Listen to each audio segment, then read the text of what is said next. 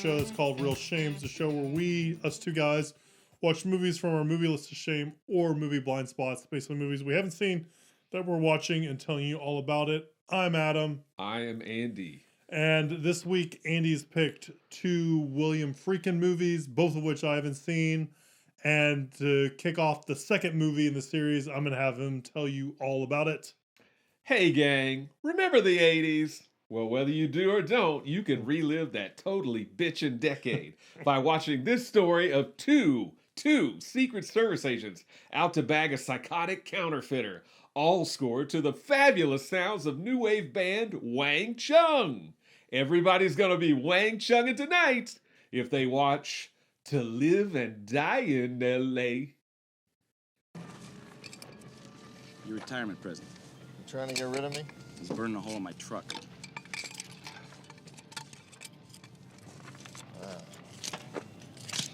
That's a beauty, Richie. Yeah, they tell me the trout jump all over it. You gonna let me use it? Come and see me, you can use it. I'm gonna miss you, amigo. Yeah. Me too. Hey, listen, I know you got something going tomorrow. You reading my mail again? Masters, right? Where? Come on, you ain't going out there alone. I got 3 more days on the job. I want to make the most of it. What's the point of the two of us running down the same lead? Well, the point is that we're partners, right? Sure we are. And when the bus goes down, you're going to be there with me, like always. Okay, partner. To Live and Die in L.A. is directed by William Friedkin, who directed The French Connection, which we talked about on Monday. That movie and this movie both feature a crazy car chase. Crazy. This movie's written by William Friedkin and Gerald Petievich. Gerald, I'm probably not saying that right, but I'm saying it that way. Gerald Petievich was a former Secret Service agent who became an author, and To Live and Die in L.A. was a book that he wrote. So he and William Friedkin co-wrote the screenplay, and it's interesting because in the movie To Live and Die in L.A., one of the characters says, my brother was a cop, my father was a cop, and that's what Gerald Petievich, that was his situation. His brother and his father were both police officers, and he himself was a Secret Service agent. You write what you know. You write what you know, exactly, and he did just that. To Live and Die in L.A. stars William Peterson, who most people probably know from CSI, the television show. He plays Richard Chance. I know him not only from that, but also he did Manhunter, which was directed by Michael Mann, which came out a year after this. That's the first movie that was an adaptation of Thomas Harris's Red Dragon. So it's the first movie with Hannibal Lecter, played by Brian Cox in that movie, later to be played, obviously, by Sir Anthony Hopkins. To Live and Die in L.A. also features Willem Dafoe as the villain Rick Masters, John Pankow, who people probably know from Mad About You, as John Vukovich, Darlene Flugel, who we've seen way back when we did Battle Beyond the Stars, a long time ago. Darlene Flugel's in that. She plays Ruth Lanier in this film. John Turturro, who's obviously been in a lot of films, but notably in some Coen Brothers films like Barton Fink and The Big Lebowski. Transformer movies. What's that? He's in the Transformer movies. He's in the Transformer movies, yeah, my favorites. He plays Carl Cody, Dean Stockwell, Quantum Leap's own, and as well as longtime actor Dean Stockwell, been in a lot of stuff, plays Bob Grimes. Robert Downey Sr., not Jr., Robert Downey Jr.'s father, the senior, he plays the boss of William Peterson and John Pankow's characters, Thomas Bateman. Steve James plays Jeff Rice. I mentioned Steve James not because he has a large part in the movie, but because he's in the American Ninja movies. Oh, yeah. He's in a lot of those cool canon movies, like the American Ninja movies and Avenging Force, which is another Michael Dudikoff movie and stuff like that. He's awesome. Michael Dudikoff. And this movie also has small roles for Jane Leeves, who plays Daphne in the TV show Frasier. Although she doesn't have a single line in this movie. Nope. She never says a word. Maybe they didn't want her talking with her British accent. And a small role for Gary Cole, who I think we saw recently in Simple Plan. That's probably the most recent film. Yeah. Or maybe the only film that we've seen him in. He plays basically a thug who gets chased down by William Peterson at one point in the movie. Very small role for him. Very early role for him. This is a movie that I've seen one time before. It's been quite a while since I've seen it, but I saw it a long time ago. It was a movie that you have never seen, right? Never seen. Have you ever heard of To Live and Die in L.A.?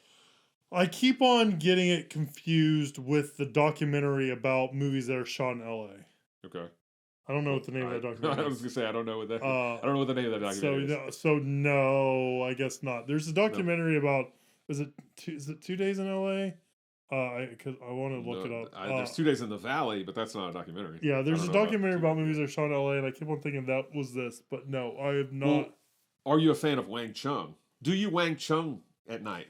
Sometimes? I don't, but I do like their score in this movie a lot. Do you? Okay. I do. I mean, I don't get me wrong. I don't dislike Wang Chung. I just like saying Wang Chung. Yeah. And I mean, hilarious. I know I outside of this movie, I mean, I know, everybody have fun tonight. I think is the name of the song. Everybody have fun And tonight. Dance Hall Days and stuff like that. Everybody Some of their hits or whatever. No, I was just curious. No, I did Wang actually. Chung. This is like up there with Tangerine Dream. Actually, I would probably buy the soundtrack. Actually, I probably need to see if there's a soundtrack. I'm sure you can get it. I mean, obviously you can get it, but I think there's probably like some vinyl pressings. So you could probably stumble on one of those. I did like the music. I thought it was good. Well, outside of the music, did you like the movie? I'm torn. If you would have asked me up to 3/4 of the way through the movie if I liked this movie, I would have been like, heck yes, this movie is awesome. Oh, okay.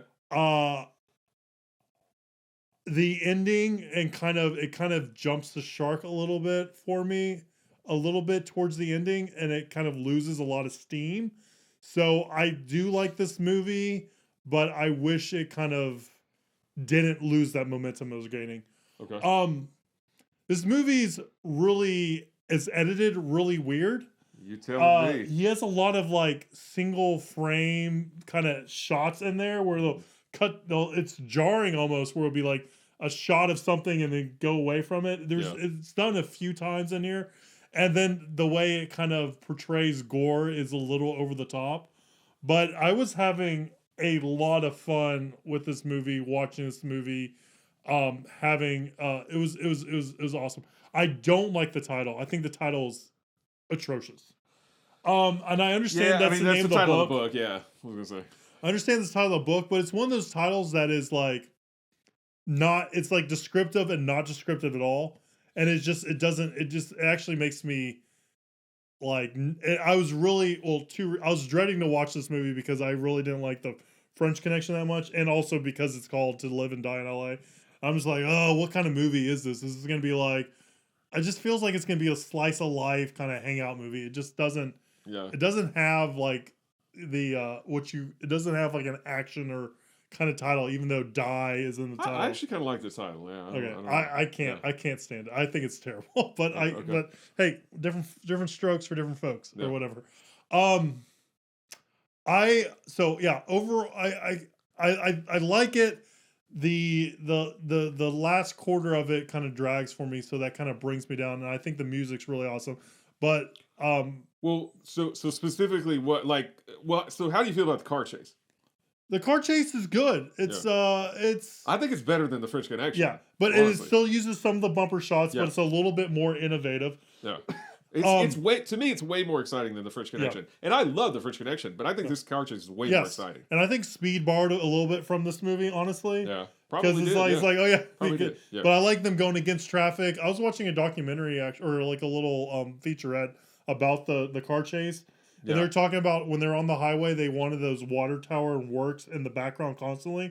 So they had to, so they would constantly shooting it, even though it didn't make sense for the car to be traveling that way. Mm-hmm. So if you pay really close attention, the car is either on the right side of the road or the left side of the road, depending on how they flipped and stuff. I saw that as well, and that's the kind of detail or the kind of movie details that I find so fun. That's so cool. Yeah, and I didn't notice it when I was watching the movie. You pay too much attention to just like everything else that's going on. You don't notice it. And the other thing that they talked about was that they had cars just standing still, and the guy was like, "Oh, I'm not sure about this." And then he's just like, "Nope, you won't even notice." Yep. And perfect, right? Yep. We miss so much now with computers and how they try to do things with cars and make it with all these CGI cars, and you can really just do it safely and interestingly, practically like they do in this movie. And I think this holds up a little bit better and is more exciting than the stuff we see with, Michael Bay flying through cars, or like the Matrix going under cars and all that kind of stuff. Like, it doesn't add as much as it's not as visceral as this is. Yeah. And so I really like the car chase, and I'm with you. I think it's a plus. So what is it about the rest of the film, I guess, after that you're not? Yeah, I want you to it? tell you how you feel about it overall, then I'll jump into that. All right. So I saw this movie one time before, as I mentioned, a long time ago. I didn't remember anything except for the fact that William Peterson is so bow-legged.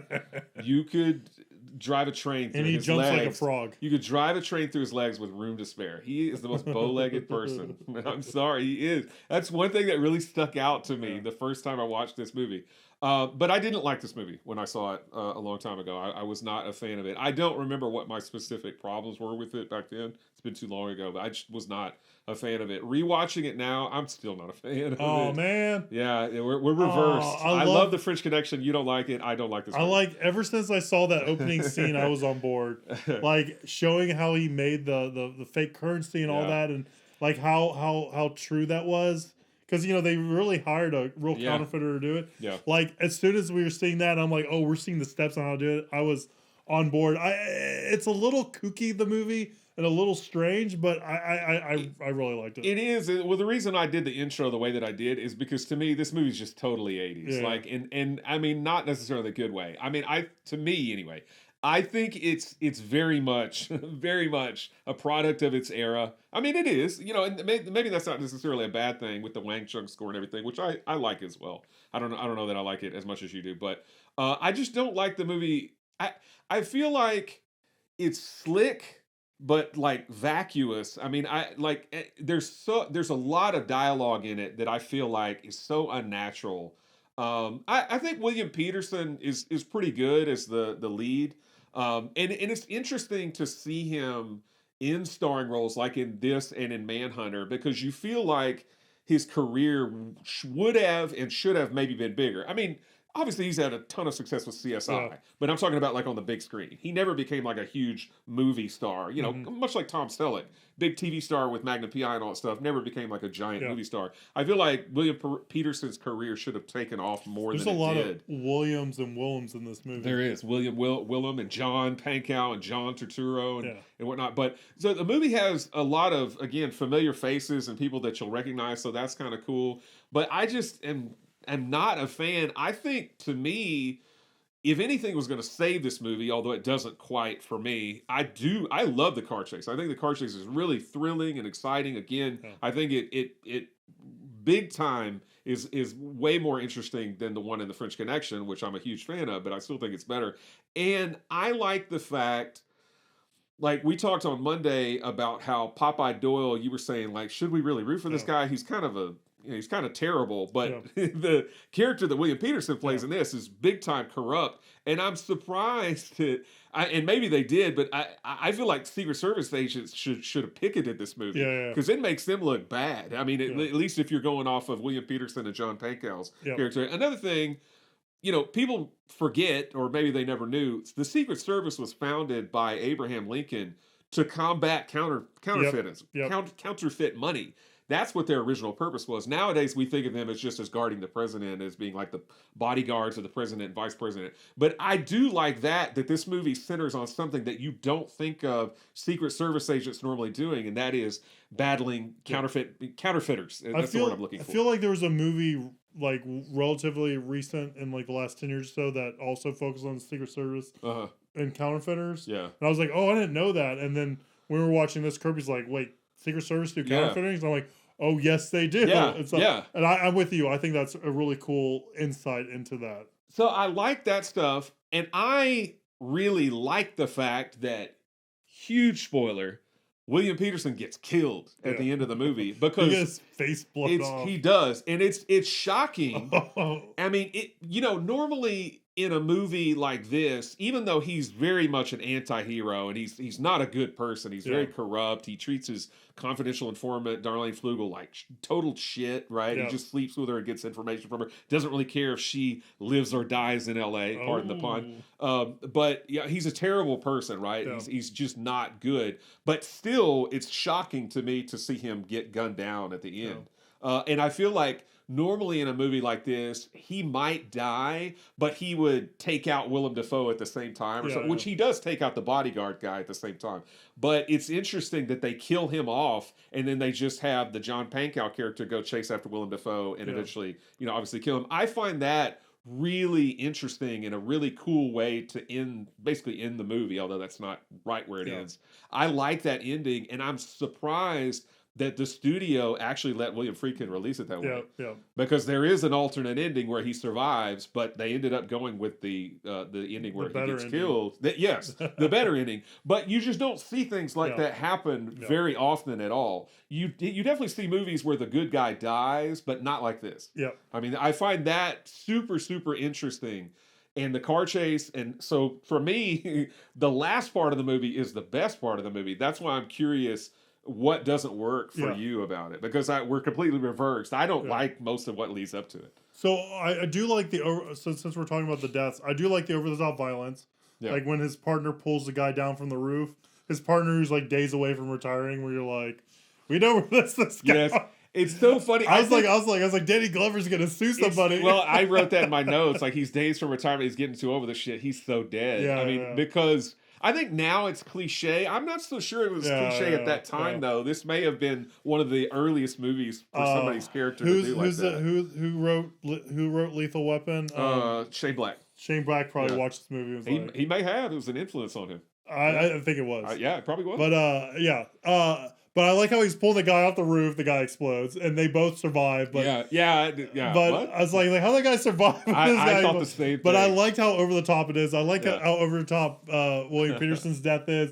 I like how over the top Willem Dafoe's death is. Like, I like how he just like blasts William Peterson's partner in the trash can. Like, and then they just keep shooting him even after he's dead. So I like that. What doesn't work for me?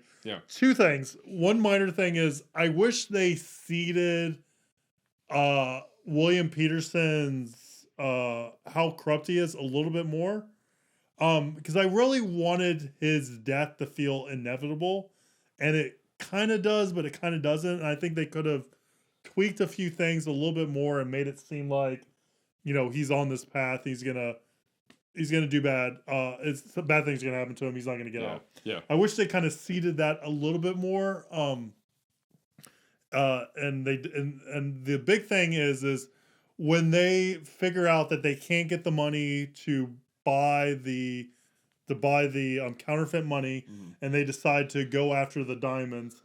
That whole part just really drags down the movie for me. The whole and usually I would like that kind of scene, and I find that interesting. And I find the concept interesting. I just feel like it's a little overlong, and it's just like, oh, and this thing, and another thing. It does give us to the best part, which is the car chase, but it's just like, it's just one thing after another with all these, okay, we escaped this guy. Oh, now there's 2 guys after us. Oh, we escaped this guy. Oh, now there's 3 guys after us.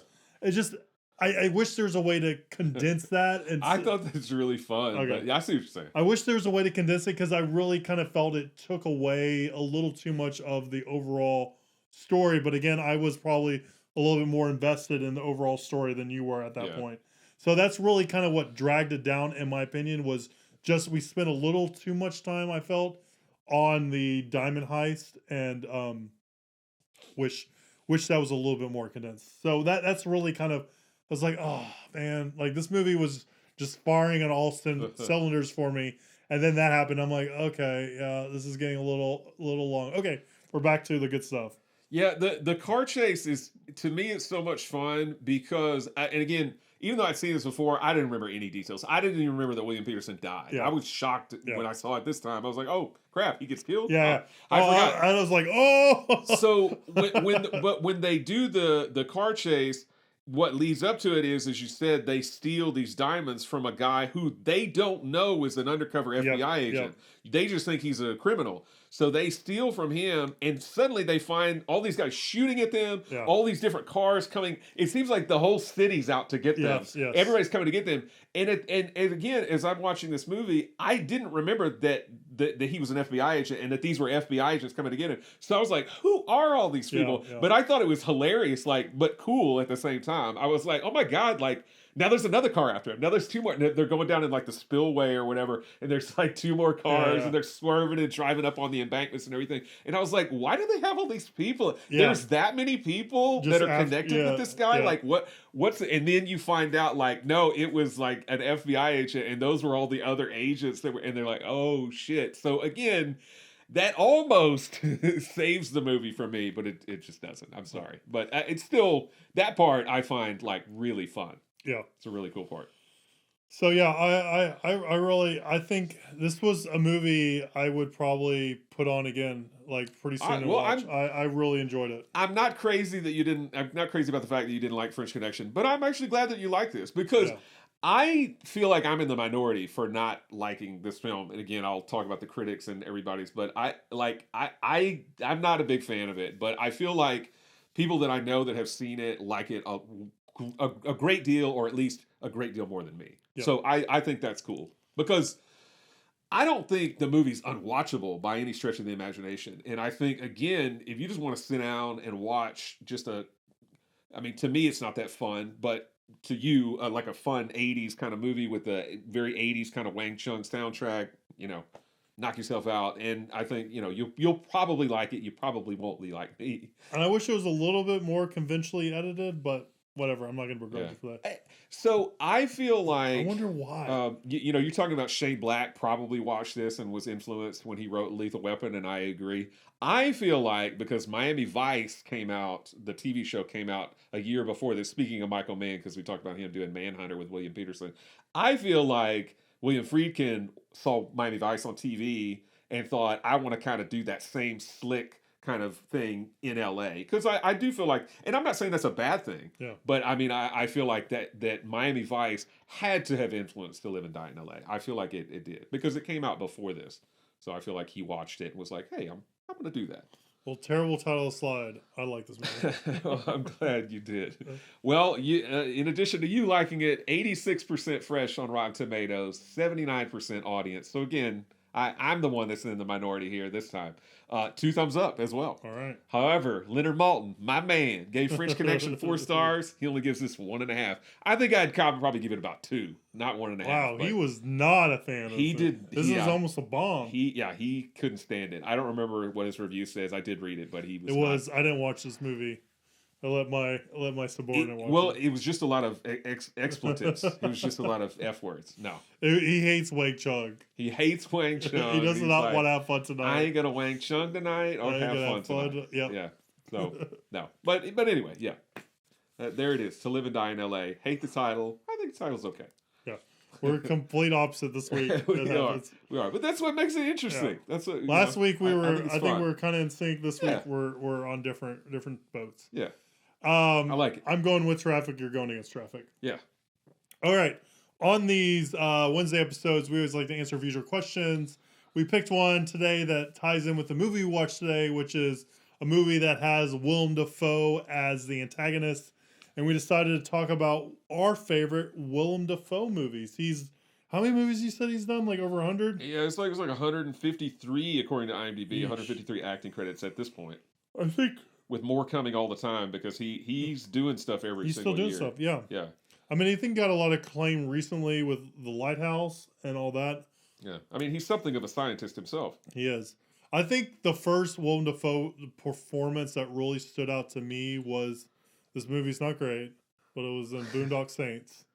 Like, he was playing such a character and it's so different than normal that I was just like, wow, this is cool. And, like, Willem Dafoe's, like, bringing it. I mean, I don't know if that would hold up to older me, like in the performance and everything, but at that time I was just really taken aback, and now I can't stand any of the Boondock movies or Patrick Duffy. Or not is it Patrick Duffy? Whoever the director is. I don't remember his name, but yeah.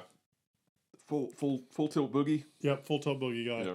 Also, like you said, in the Sam Raimi Spider-Man movies. Yep. And so all well known, great choice for the Goblin, and also gets fan cast as the Joker all the time. Like you always see memes of him in the Joker face paint. Oh yeah, because fans want him in that. Anything you want to call out that I haven't or that I have? I think that well, I do want to call it I would never pick this as my favorite like Willem Dafoe movie, but it is a favorite of mine. I don't know where it would fall on my all time list, but he has a small cameo role in Crybaby, which is very funny with Johnny Depp. Oh, and we were talking about Streets of Fire earlier. Yes, Streets of Which- Fire. I think is a good call out. It's a I didn't know. fun I didn't know if you were Walter going to Hill. choose that I as was your not. as your top movie, so I didn't want to mention that. But yeah, Streets of Fire is just a cool Walter Hill. Came out before this, actually, a year before. But I mean, not that that matters or anything. I'm just pointing that out. But yeah, it's a very cool Walter Hill. What do you rockabilly Rock kinda, musical action movie. rock musical. Influenced one of my favorite animes, Bubblegum Crisis, with the music, Yeah, which I like. So Rick Moranis, and I can't remember the lead guy's name. That's Me either. or whatever, Yeah. whatever that guy. Diane Lane. Tonight is what it means to be young. Fun stuff. all right, what's your top of your list, buddy? Top of my list. Oh, I did want to mention Yeah, go ahead. because he plays a villain in. I mean, he plays a villain in a few movies, but not in Spider-Man movies. But Speed 2 is a movie where he plays the villain. I think people because you were talking about Speed earlier. You know, this probably influenced Speed somewhat. And he plays Jack Ryan's friend in was it Patriot Games or one of those movies. yeah, I think it was Patriot Games. Yeah. I probably have it up in here. I can look at it. My pick for a Willem Dafoe movie, although he's done a lot of good stuff, if I had to narrow it down, Clear and Present Danger. Sorry. Clear Presentation. If I had to narrow it down, it would be a movie that I'm a big fan of. I've seen it several times, and I mean it's a movie that I revisit from time to time, starring what's his name, Christian Bale as Patrick Bateman, Oh, American Psycho. yep. I am a big fan of American Psycho. I saw the movie back when it came out in 2000 and was a fan of it. And I've seen it several times over the years. And I eventually did read the book after the fact, after seeing the movie. And the book is disgusting. I mean, Oh, it's really? good. Like, it's well written, but it's gross. If they translated everything in the book to the movie, it would be X-rated or not Oh, wow. rated or something. Like, it's very vile and disgusting. I read his other book, Rules of Attraction. I have not read. Was Rules of Attraction any good? I like the movie. That was a movie, right? Yeah, and that's what got me. And then I read the book, and I remember liking the book. It's been since college since I've seen it, so I can't tell you what it's about or what I liked about it. But I don't think I've seen the remember liking movie, so I don't yeah, even know it's the Shannon story. Sossaman in it. I think it had did it have Dawson? Haven't heard her name in a while. Yeah, I had a crush on her. And it had Dawson's Creek in it. Oh, Vanderbeek, yeah, Vanderbeek, James yeah. Vanderbeek, yeah. I I missed that one. But yeah, no, American Psycho, I like that. I think that's a really good movie. Yeah. honestly. What about you? What's your pick for Willem Dafoe? I am film? picking one of my favorite Spike Lee movies that he's in. I'm trying to remember. I'm trying to remember if Willem Dafoe has a big part in it or not. But it's a heist movie which I like, and it stars Clive Owen, and it's The Inside Man. I think this movie is really well written and executed. It's probably more mainstream, I would say. But I was surprised at Spike Jonze, and I meant Spike Lee. So if I said Spike Jonze, I meant No, you said Spike Lee. Okay, good. Right. I was worried. Yeah. It's probably more mainstream by Spike Lee's standards. Oh, definitely. And Yeah. you know, we've seen some movie with his that we liked, like Do the Right Thing, that I enjoyed, and I really liked Black Klansman. I thought that was good that we saw recently, and so I like some of his more movies that you would think of as quote unquote typical Spike Lee movie.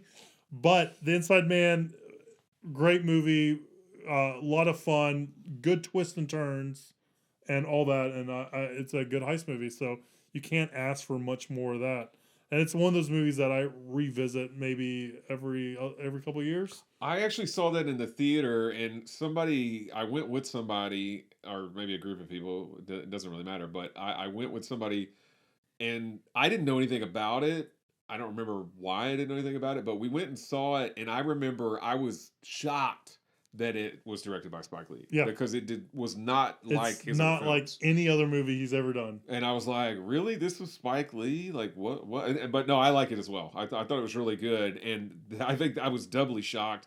Not because he makes bad films, he makes good films, but I was doubly shocked that it was unlike anything that he had done, and doing something unlike things that he'd done, it was still badass. Yeah. So I was like, this is really cool. Yep, I agree. Yeah. So, yep, that's my favorite movie with Willem Dafoe. I mean, I really could have gone with the Spider-Man movies, but I feel like I always tend to choose the superhero movies. So when it was something that was a little bit maybe more surprising, but I do really like a good heist movie. And that's a good choice. I forgot all about that movie. It's been a while since I've seen it. It's worth checking out again. I watched it probably within the last year or two. Yeah. And it's still held up really well. Cool. I will do just that. All right. Well, that is our favorite Willem Dafoe movie. Let us know what's your favorite Willem Dafoe movie. Leave a comment down below or shoot us an email, realshame@gmail.com. Please like, subscribe, share, do all that social media stuff. It really does help. We really do appreciate it. And stay tuned next week as we watch the movies from this guy's List of Shame, Andy's List of Shame. And we'll see you soon, guys. Have a good one.